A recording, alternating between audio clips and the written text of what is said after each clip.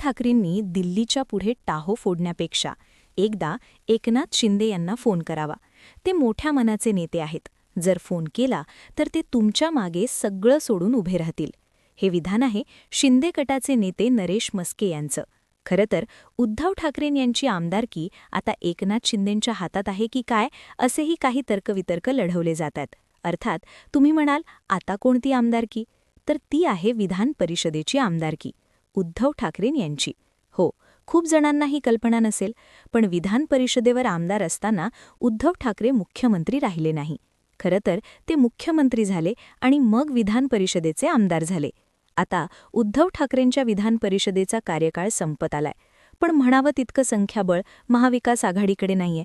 आणि असलं तरी देखील महाविकास आघाडीत नेमकी विधान परिषदेवर कोणाची वर्णी लागेल हे स्पष्ट नाहीये. या सगळ्या घडामोडींमुळे उद्धव ठाकरेंना दुसऱ्यांदा आमदारकी मिळवणं कठीण होतंय. आणि याचवेळी शिंदे गटातील या नेत्यानं एकनाथ शिंदेंची मदत घेण्याचा सल्ला दिलाय. नेमकं काय चाललंय? ठाकरेंना आमदारकी मिळणं खरंच एवढं अवघड आहे का? संख्याबळ काय सांगताय? चला बोलूयात.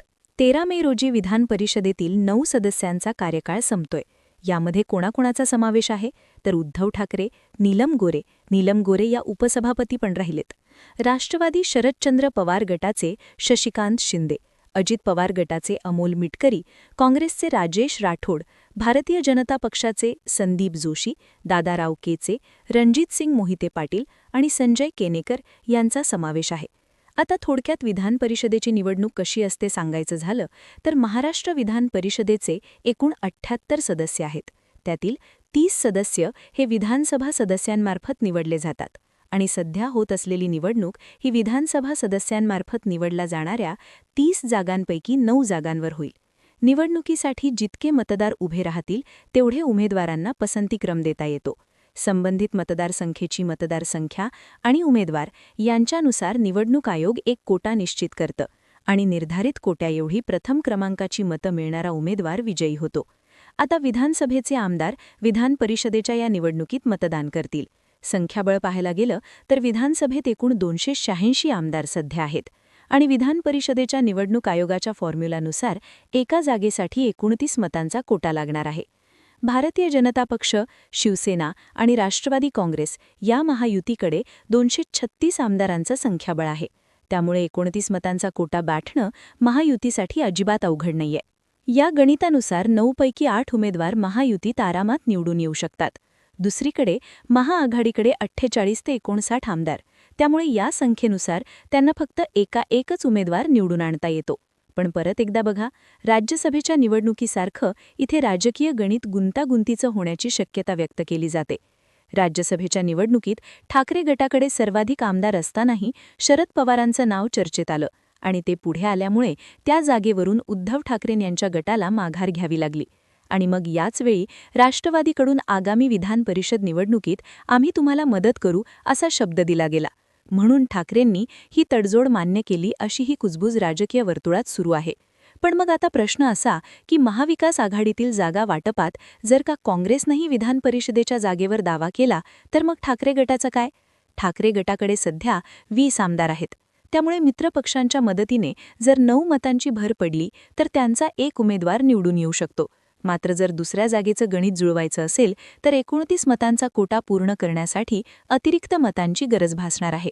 या परिस्थितीत महाविकास आघाडीला 19 मतांची गरज भासू शकते. याचबरोबर आता आघाडीचीही मतं फुटणार नाहीत याची दक्षताही आघाडीला घ्यावी लागणार आहे. ठाकरे गटालाही, म्हणजे ठाकरे जर उभे राहिले तर याची दक्षता त्यांना घ्यावी लागणार आहे. म्हणूनच सध्याची परिस्थिती पाहता उद्धव ठाकरे यांना पुन्हा विधान परिषदेवर जाण्यासाठी मोठ्या प्रमाणात तडजोड किंवा राजकीय प्रयत्न करावे लागण्याची शक्यता नाकारता येत नाही. पण मुळात उद्धव ठाकरे आमदार कसे झाले हे बघूयात. 2019ला विधानसभा निवडणुकीचा निकाल जाहीर झाल्यानंतर शिवसेना 56, भाजप 105 जागांवर विजयी झाली. यावेळी शिवसेनेची समसमान पदांची मागणी झाली. मुख्यमंत्रीपद यावरून खूप गोंधळ झाला. भाजपने नकार दिला आणि मग ठाकरेंनी राष्ट्रवादी आणि काँग्रेससोबत सत्तेच्या वाटाघाटी सुरू केल्या. त्यावेळी एकनाथ शिंदे हे शिवसेनेचे गटनेते होते.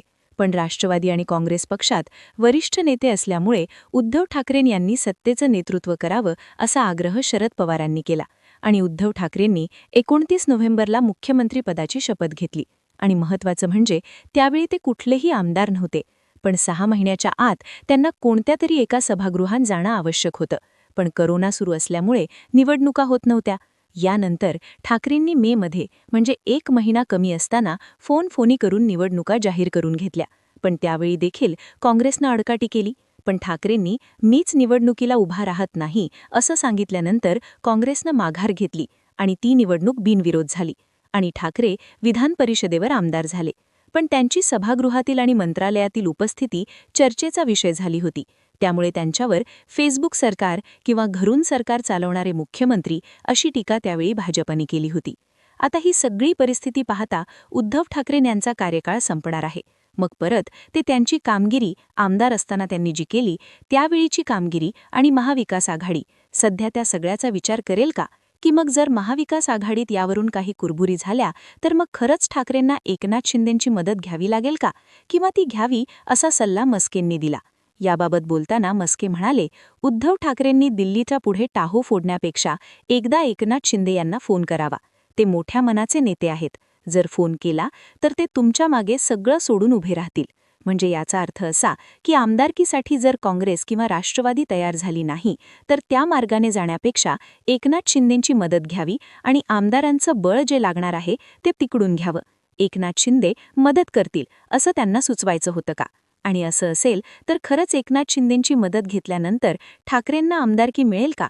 किंवा महाविकास आघाडीतच त्यांना आमदारकी दिली जाईल? महाविकास आघाडी त्यांच्या आमदारकीला मान्यता देईल का? या सगळ्या राजकीय घडामोडींचा शेवट नेमका कुठे होईल हे आता मी